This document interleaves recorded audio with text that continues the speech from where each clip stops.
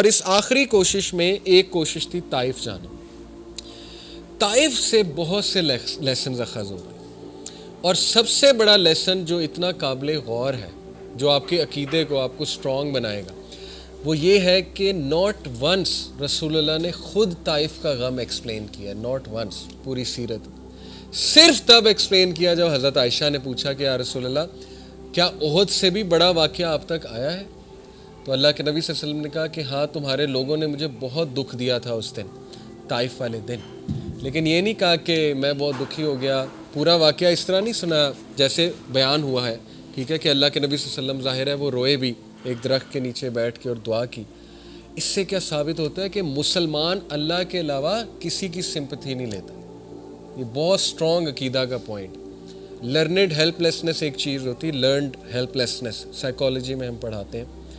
کچھ لوگ جو ہے نا وہ ہیلپ لیس اس لیے ہو جاتے ہیں کیونکہ لوگوں کو جب وہ سناتے ہیں نا اپنے دکھڑے، لوگ ان کو ایکنالج کرتے ہیں کہ ہاں واقعی تمہارے ساتھ بڑی زیادتی ہے.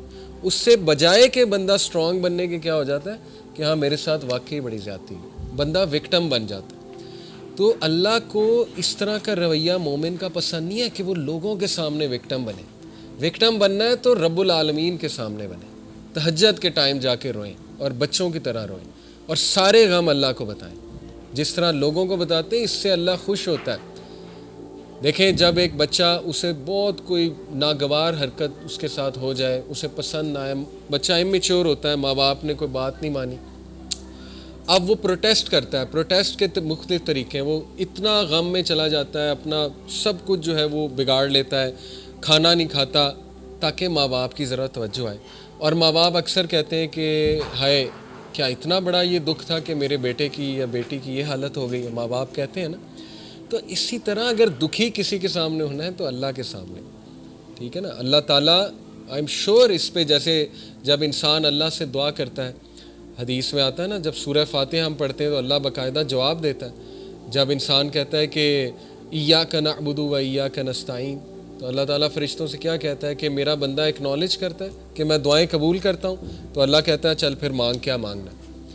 تو اس کا مطلب کہ اللہ باقاعدہ جواب دیتا ہے.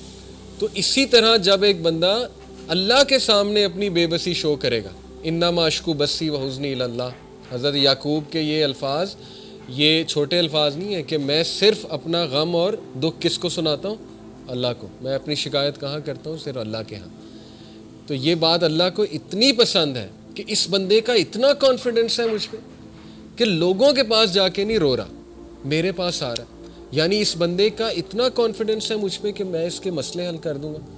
تو آپ سوچیں آپ اللہ تعالیٰ کی توحید کو کیسے جو ہے وہ اس پہ ایکٹ کر رہے ہیں. حدیث میں آتا ہے کہ جب بندہ دعا کے لیے ہاتھ اٹھاتا ہے، اللہ کے نبی صلی اللہ علیہ وسلم نے فرمایا یور لارڈ از شائے، تمہارا لارڈ شائے ہے. جب تم اس کے آگے دعا کے لیے ہاتھ اٹھاتے ہیں تو اللہ تعالیٰ شائے ہوتا ہے کہ میں اس کو ایمپٹی ہینڈ ریٹرن نہ کروں. سبحان اللہ، یہ اللہ تعالیٰ، ٹھیک ہے نا. تو لیکن بات یہ ہے کہ صرف اللہ کو، اس لیے آپ دیکھیں طائف کے واقعے پہ اللہ کے نبی صلی اللہ علیہ وسلم نے کبھی واقعہ وہ نہیں سنایا، کبھی ایمپتھی لینے کی کوشش نہیں کی انسانوں سے کہ بہت بڑی زیادتی ہو گئی تھی، یہ ہو گیا وہ ہو گیا. نہیں، حضرت عائشہ کو بھی اسٹریٹ بس یہی سنایا تھا کہ ہاں تمہارے لوگوں نے مجھے اس دن بہت دکھ دیا تھا، بس دیٹس اٹ. اس کے علاوہ کوئی ڈیٹیل نہیں. وہ تو باقی ڈیٹیل تو ہمیں حضرت زید سے ملتی ہے نا، حضرت زید ان کے ساتھ تھے، حضرت زید بن حارثہ ان کے جو منہ بولے بیٹے تھے، وہ تو ان سے ملتی ہے ہمیں، ٹھیک ہے نا. یا کسی اور نے اگر دیکھا ہو، وٹنس کیا، وہ تو ڈیٹیل اس سے آ رہی ہے. تو ثابت یہ ہوتا ہے کہ مسلمان سٹرونگ ہونا چاہیے. مسلمان کا سارا اعتقاد جو ہے وہ اللہ پر ہونا چاہیے. میں آپ کو ایک بات تجربے سے بتاتا ہوں. آپ لوگوں کے سامنے اپنی ویکنس شو کریں گے نا، رونا دھونا، ایک ٹائم آئے گا لوگ کہیں گے یار ایسے روندا رہتا، آپ کے بارے میں مشہور ہو جائے گا کہ یہ تو ہر وقت اس نے رونا ڈالا ہوتا ہے. تو پھر کیا فائدہ ہوا، ٹھیک ہے نا. ایک ٹائم تک لوگ ہیلپ کریں گے، اس کے بعد جو ہے وہ لوگ بھی تنگ آ جائیں گے. تو اس لیے اللہ کے سامنے پٹی جو ہے وہ اللہ کو شو کریں کہ اللہ مجھ پہ رحم کر، رب اغفر ورحم وانت خیر الراحمین. اور ایسے کانفیڈنس سے اللہ آپ کی پھر ایسی مدد کرے گا کہ آپ کا گمان، یہی اس آیت کا مطلب ہے وَمَن یتق اللہ یجعل لہ مخرجا. جو کوئی اللہ کا تقوی اختیار کرتا ہے اللہ اسے اس طرح سے نکالتا ہے اس مصیبت سے، اور ایسی سورسز سے دیتا ہے کہ اس کا گمان بھی نہیں جاتا. لیکن شرط کیا ہے کہ اللہ پہ کانفیڈنس، اس لیول کا کانفیڈنس کہ نہیں میرا مسئلہ اللہ ہی حل کر سکتا ہے، میں نے اللہ سے ہی لینا ہے. میں اس کے علاوہ کوئی اور کچھ سوچ ہی نہیں سکتا. بچے کی طرح پیچھے پڑ جائیں اللہ کے, جیسے چھوٹا بچہ اپنے ماں باپ کے پیچھے پڑ جاتا ہے نا کہ نہیں مجھے چاہیے مجھے چاہیے مجھے چاہیے. اللہ تعالیٰ بہت خوش ہوتا ہے, ٹھیک ہے, کیونکہ this shows your confidence on Allah سبحانہ و تعالیٰ. This shows how much you rely on Allah, how much you are confident on Allah کہ اللہ تعالیٰ میرا رب ہے اور وہ ہر چیز دینے پہ بے شک دینے پہ قادر ہے.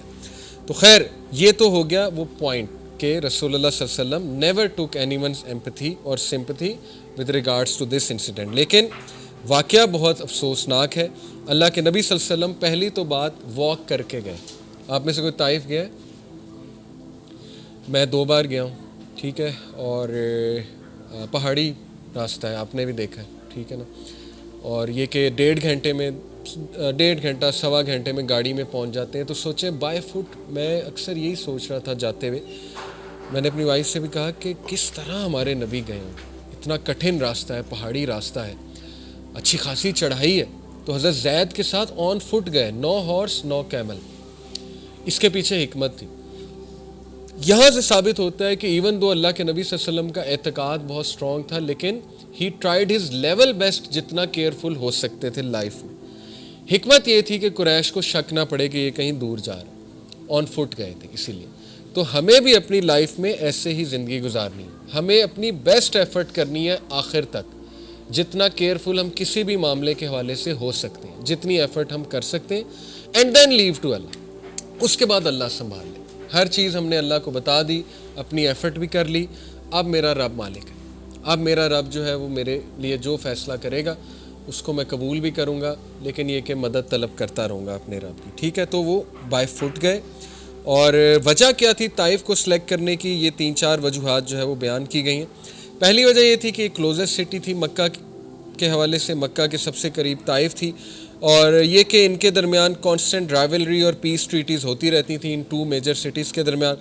دوسری وجہ یہ تھی کہ مکہ کے لوگ طائف کے لوگوں کو بہت اچھے سے فیملی بائی فیملی جانتے تھے.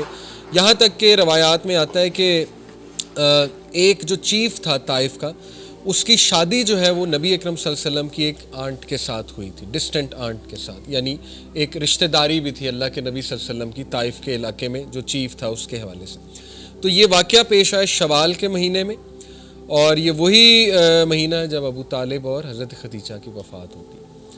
اور یہاں سے آپ اندازہ لگا لیں کہ اللہ کے نبی صلی اللہ علیہ وسلم کی great will power and his dedication towards the purpose and his focus, کہ اتنے دردناک واقعات ہو گئے زندگی میں لیکن مشن نہیں رک رہا.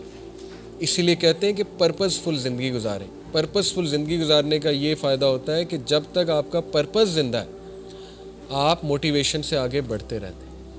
اللہ کے نبی صلی اللہ علیہ وسلم ابھی چند ڈیز ہوئے ہیں حضرت خدیجہ کی وفات کو اور ابو طالب کی وفات کو, اور انہوں نے کہا کہ مشن نہیں رکنا چاہیے, آگے چلیں. ہم کیا کرتے ہیں جب ہمارے ساتھ کوئی حادثہ پیش آتا ہے تو ہم بالکل ٹھپ ہو جاتے ہیں اور بالکل جو ہے نا ہم انرجی لوز کر دیتے ہیں. آلدو یہ بہت مشکل ہے, آئی ٹوٹلی انڈرسٹینڈ انرجی کے ساتھ چلنا, لیکن اللہ سے انرجی مانگیں کہ اللہ مجھے کھڑا کر, مجھے ہمت دے. تو چھوٹی چھوٹی باتوں پہ ہمت نہیں ہارنی چاہیے, ٹھیک ہے. یہ میں یوتھ کو کہتا ہوں اکثر کہ اپنے ذرا اسٹرانگ بنیں, پرزیورنس لائیں اپنے اندر, ذرا بریو بنیں. ہم چھوٹے چھوٹے واقعات پہ ٹھپ ہو جاتے ہیں, رزلٹ اچھا نہیں آیا اس پہ ٹھپ ہو گئے, نوکری کہیں لگوانا چاہتے تھے وہاں نہیں لگی اس پہ ٹھپ ہو گئے, کو پسند تھا وہاں شادی نہیں ہو سکی اس پہ ٹھپ ہو گئے, ٹھیک ہے نا. ایسے واقعات میں ہم ٹھپ ہوتے ہیں. تو ذرا اسٹرانگ بننا چاہیے انسان کو, اور اپنے مشن کی طرف جو ہے وہ چلتے جانا چاہیے اور اللہ سے سکت حاصل کرنی چاہیے.